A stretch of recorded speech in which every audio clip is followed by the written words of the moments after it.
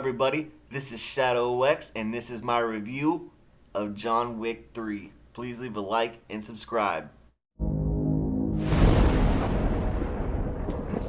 You have no idea what's coming. Mr. Wick broke the rules. This movie is by far one of the best assassin movies to ever feature on the big screen. Keanu Reeves, who plays John Wick, and Halle Berry, who plays his partner Sophia for the second and third act, trained with real firearms for 6 months and real canine units as well, just to make sure everything seemed as real as it could be. You will also notice in the movie when he makes his shots, he has his arm fully extended to get the best shot possible.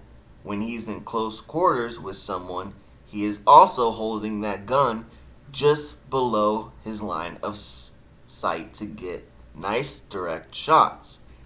As that being said, you'll also want to check the long shots, as they call them. When he carries his automatic rifle, he has his elbows tucked in and is standing in a combat stance. This is all real practice gun training and combat style training. As we begin the movie, we see Keanu Reeves, or John Wick, walk into a library to check out a book. Well, in this book is a coin with Sophia's blood saying she owes him a favor. We also get to see our first kill of the movie with a book. Yes, a book.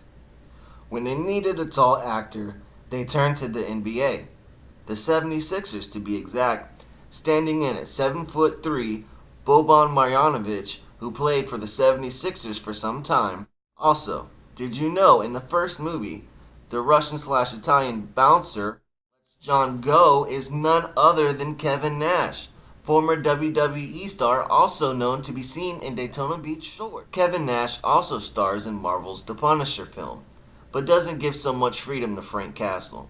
But this is about Keanu Reeves. His signature line from back in the day, "Whoa," although it doesn't get used in any of the John Wick movies, it shows how scary this dude is. If you listen, anytime someone gets a phone call about John Wick, they say, "Oh." This is an obvious callback to the "whoa" Keanu says in his earlier movies from the 90s and before. If hearing the name John Wick is enough to scare these guys, I don't want to know why. Just kidding. We all know John Wick is a badass. Did you know that Keanu Reeves is the perfect person to play the role? Because in 1999, around the time The Matrix, give or take, was released, his girlfriend was pregnant, and she had given birth to a stillborn. And even sadder to say, 2 years later, his girlfriend died in a car crash. So Keanu draws from real life tragedy to play the role he was basically born to play. Not only does he do 90% of his stunts, the only things he won't do is jump in front of a car or, let's say, falling down a flight of stairs, as he does with Cassian right before he leaves him to bleed out on the subway. He has a great rival with Cassian, who is played by the rapper Common, who has also played in a number of assassin films with Liam Neeson and Angelina Jolie. The movie actually picks up right after Chapter 2, with John only having 1 hour head start on the new $14 million bounty. We also get to see Keanu Reeves reunite with Lawrence Fishburne. Also, with many other Matrix mentions, this feels like it's turning into a glitch in the Matrix. The reason being, Keanu did so many of his own stunts even in the Matrix that they actually let his stunt double direct. I would have never seen that coming. But now we know why there are so many Matrix references. It is also nice to see these two reunited. It was very thrilling to be taken back to the year 2000. Lawrence Fishburne's, or should I say Morpheus's character, is called the Bowery King, which we never do catch his real name, but I don't think we need to. Knowing that John left him in the past, as the same he did with Cassian, saying you can pull the knife out and bleed to death, or you can put pressure on it and live. There seems to be a trend shootout at the end of these movies, with the first one from the Russian-Italian mobster saying, "Be seeing you," to John. Then, in the second movie, we see Ruby Rose's character, whose name we didn't catch until the credits, I believe is Ares, spelled A-R-E-S, who is also hearing impaired. We then see her, after John Wick kills her, signing in sign language to John Wick, "Be seeing you." In Chapter 3, his last fight with Zero, we get a different one-liner. Zero says to John, "Hey John, I'll be catching up to you." Real heroes don't need one-liners. Then we see him fall over, and that's it for him. But back to Chapter 1, we see not only John lose his wife, but also his puppy in the same week. Not to mention his 69 Mustang. Whoa, bro, the one guy you don't want to mess with, then you kill his dog and steal his car? The kid who steals his car just so happens to be the antagonist's son in the first movie. Seeing as I sat down and watched all three movies in chronological order, I guess you could say this is a warp up of the trilogy. But no, we know the fourth chapter is coming. Back to the mentions of the Matrix, we see Keanu Reeves say to the manager of the Continental, "Yes, guns, lots of guns." Another reference because of Keanu Reeves' stunt double from The Matrix Reloaded and The Matrix Revolutions is actually the director of this movie. And yes, I am serious. But with Keanu doing all his own stunts, there was so much the director, Chad, had to work with. I just wanted to let you know there was only 269 Mustangs harmed in the making of this movie. Each one increasing the budget millions of dollars.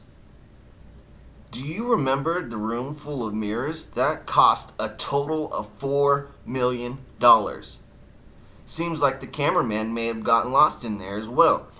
That's where our deleted scenes and outtakes will come from, I suppose. Did you recognize anything from The Dark Knight Rises as well? Most of the movie takes place in Morocco, but there is one similar building being used as Bane takes over the city, just a totally remodeled inside.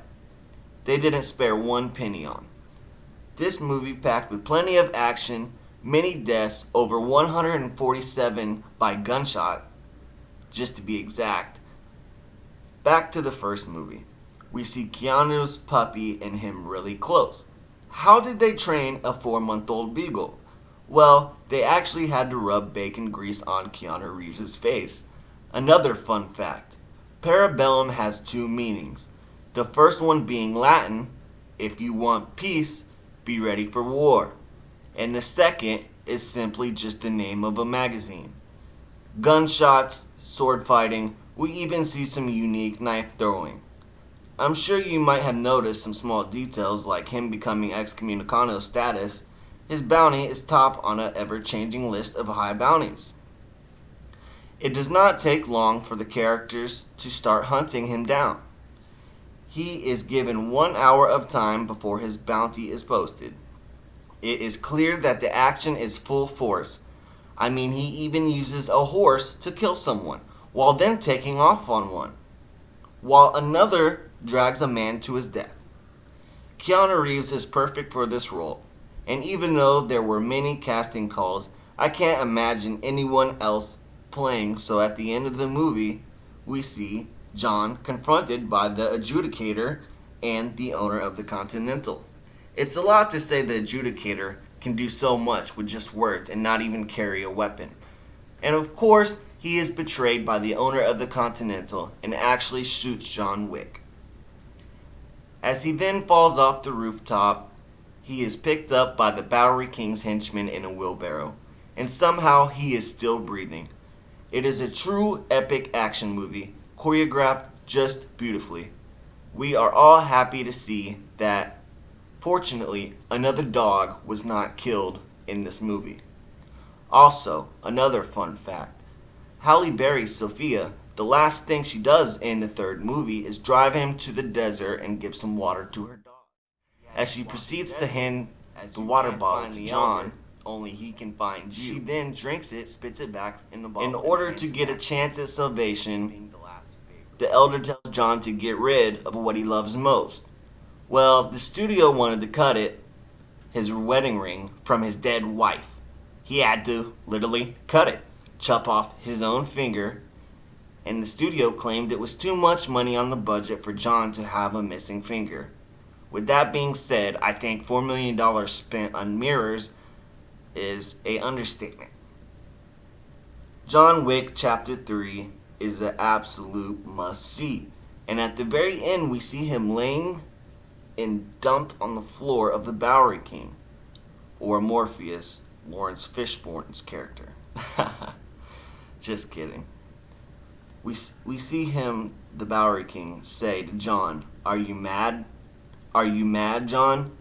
It takes him a while to reply, but he finally replies with, "Yeah, I'm mad." Yeah, let that sink in for a moment. So many deaths, so much action. I'd give this movie a 4.6 out of 5.